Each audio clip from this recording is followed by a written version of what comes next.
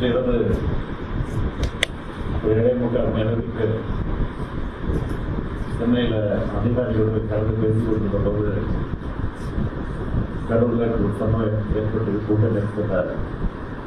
மூச்சுத்திறன் ஏற்பட்டு பல பேர் மூச்சுத்திறனுக்கு ஆளாகி மருத்துவமனைக்கு அழைச்சிட்டு போகிறாங்க அப்படின்னு செய்தி கிடைச்சது. செய்தி கிடைச்ச உடனே இந்த சிறப்பு தொகுதிகளுடைய சட்டமன்ற உறுப்பினர் முன்னாள் அமைச்சர் செந்தில் பாலாஜி நான் தொடர்பு கொண்டு இந்த மாதிரி செய்தி கிடைக்கின்றன, உண்மையா உடனடியாக நீங்கள் மருத்துவமனைக்கு போங்க, போய் என்னன்னு பாருங்கன்னு சொன்னேன். அதே போல கலெக்டர்களையும் தொடர்பு கொண்டு நான் கேட்டபோது அவரும் சில விஷயங்கள் தான் சொன்னார். அடுத்த 5 நிமிடங்களில் மருத்துவமனைக்கு எடுத்து சொல்லப்படக்கூடிய முதல்ல 4-5 பேர் அழைத்து போயிருக்காங்க செய்தி வந்துச்சு. போக பார்த்தீங்கன்னா அதிகமான பேரை மருத்துவமனைக்கு தூக்கிட்டு போகிறாங்க அப்படின்னு செய்தி தொடர்ந்து வந்து இருந்துச்சு. அதுக்கு பார்த்தா நல்ல செய்தியை வர ஆரம்பிச்சிருச்சு. நான் கொஞ்சமும் எதிர்பார்க்கிறேன். அதை நல்ல செய்தி வர ஆரம்பிச்சோன்னா எனக்கு ஒரு விஷயம் ஏற்பட்டு உடனடியாக இந்த மாவட்டத்தில் சுற்று வட்டாரத்தில் இருக்கக்கூடிய அமைச்சர் பெருமக்கள், பக்கத்தில் இருக்கக்கூடிய மாவட்டங்கள் இருக்கக்கூடிய அமைச்சர் பெருமக்கள் எல்லாம் தொடர்பு கொண்டேன். அந்த அடிப்படையில் அன்பு மகிழ்ச்சி அவருக்கு கூப்பிட்டிருந்தாரு. அவரை தொடர்பு கொண்டு ஏன் தொழிலுக்கு போக சொல்லி உத்தரவுப்பட்டு ஆர்வம் பண்ணாரு. அதற்கு பிறகு அவருடைய மக்கள் நலவரத்தில் மாற்று கொண்டு சென்னை உடனடியாக போய் நான் பாருங்க அப்படின்னு அவரை அனுப்பிச்சு வச்சேன். அப்புறம் டிஜிபி, சட்டம் ஒழுங்கு ஏடிஜிபி ஆகிய அதிகாரிகள் காவல்துறை உயர் அதிகாரிகள் தொடர்பு கொண்டு அவருடைய பற்றி கவனிக்க வேண்டும் என்று பொருட்கார நடவடிக்கை சொல்லி உத்தரவிட்டு அவர்களை அனுப்பி வச்சேன். அந்த செய்திகள்லாம் என் மனசை கலங்கடிச்சது. அதுக்கு பிறகு உடனடியாக நான் தலைமைச் செயலகத்துக்கு போய் அந்த நம்முடைய மூத்த அமைச்சர் துறைமுருகன் அவர்கள், நேரு அவர்கள், வேலு அவர்கள் அமைச்சருக்கு சென்னை போட்டாங்க. தலைமைச் செயலகத்துக்கு போயிட்டேன். அதிகாரிகளையும் அழைச்சி டிஜிபியை அழைச்சி அதை கூட கலந்து பேசி என்னென்ன செய்யலாம், என்ன நடவடிக்கை எடுக்கலாம், எப்படி நடவடிக்கை கேட்டேன். எல்லாரையும் முக்கியமான பல்வேறு மாவட்டங்களில் இருக்கக்கூடிய மாவட்ட ஆட்சித்தலைவர்கள், அதிகாரிகள், நடுவில் ஒட்டி இருக்கக்கூடிய எல்லா மாவட்டங்களில் இருக்கக்கூடிய அரசு அதிகாரிகள் எல்லாம், மருத்துவர்கள் எல்லாம் பகுதிக்கு நடுவில் போகும்படி உத்தரவிட்டு அவர்கள்லாம் முன் சென்றிருக்கிறாங்க. அதெல்லாம் விசாரித்தேன். ஆக இப்படிப்பட்ட நேரத்தில் பொதுமக்களும் ஒத்துழைப்பு தர வேண்டும் என்று நான் கேட்டுக்கொண்டிருக்கேன். அது சம்பந்தமாக அறிக்கையை வெளியிட்டிருக்கேன். பெரும் துயரத்துக்கு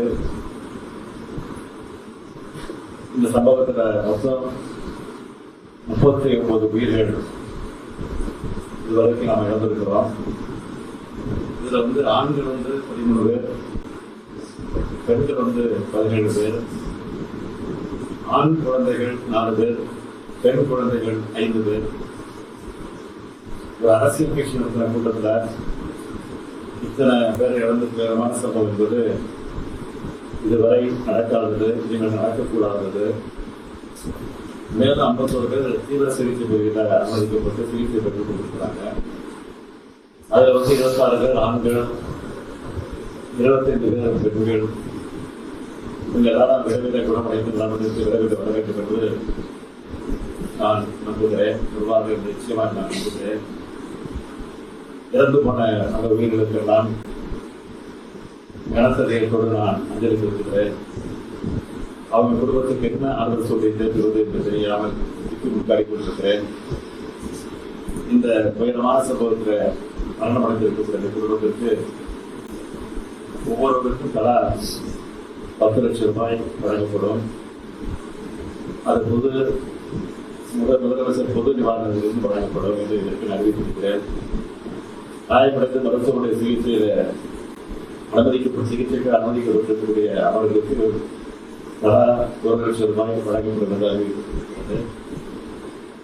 அது மட்டுமல்ல, ஓய்வு பெற்ற உயர் நீதிமன்றத்தினுடைய நீதியரசர் திருமதி அருணா வெங்கடேஸ்வர் அவர்கள் தலைமையில ஒரு நபர் விசாரணை கமிஷன் ஆணையத்தை அமைக்க நான் உத்தரவிட்டிருக்கிறேன்.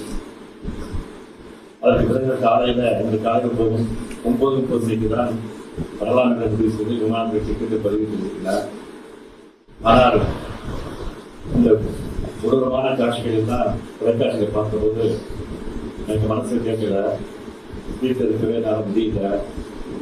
அதனாலதான் முன்கூட்டியே போக வேண்டும் என்று ஆசைப்பட்டு 1 மணி அளவில் விமானத்தை பிடித்து தேர்ந்தெடுக்கிறேன். ஆகவே மீண்டும் மரணத்தில் இருக்கக்கூடிய அந்த குடும்பத்திற்காக மீண்டும் ஆறுதலை தெரிவித்துக் கொள்கிறேன். காயமடைந்தவர்கள் விரைவில் குணமடைய வேண்டும் என்று என்னுடைய ஆசையை வெளிப்படுத்துகிறேன்.